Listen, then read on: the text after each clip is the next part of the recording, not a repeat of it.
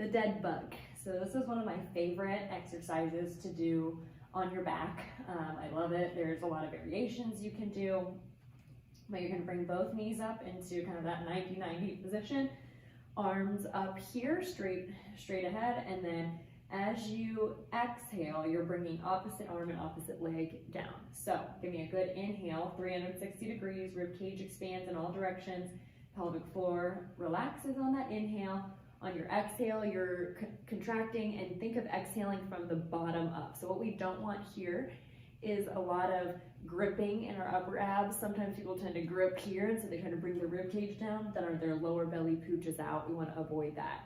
Okay, that means there's pressure down on the pelvic floor. Everything we want to flatten here.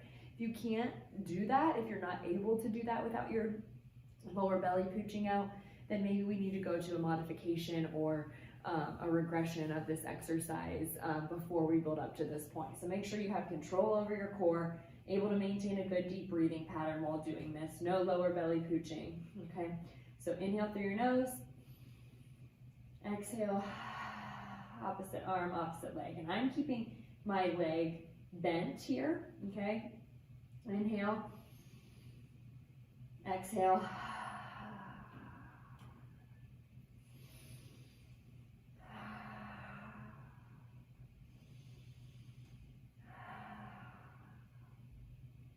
To make it harder, you can straighten that leg. So the further your leg is out away from your body, the harder it's going to be. So as you exhale, straighten that leg all the way out.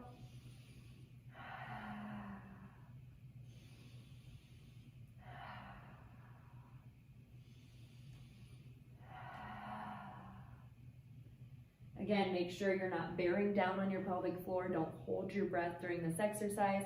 You can even watch your belly while you're doing it. Watch for any pooching out or doming along the midline of your abdomen, where it kind of squeezes together. Your abdomen might look like a bread loaf when you get up into that 90-90 position. So where it's kind of flat and then you've got that dome in the middle.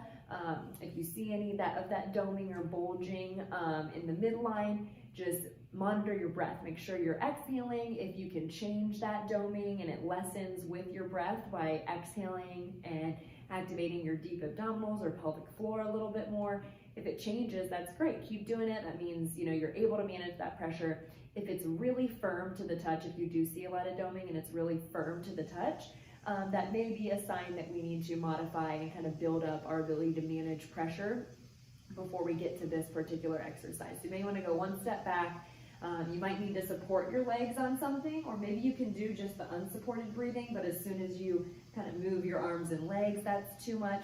So play around with some of the modifications. I have other videos of just moving the arms, just moving the legs. Find a spot where you're able to have good control over your core, no pain, no pressure, no leaking, anything like that, and then gradually build your way up.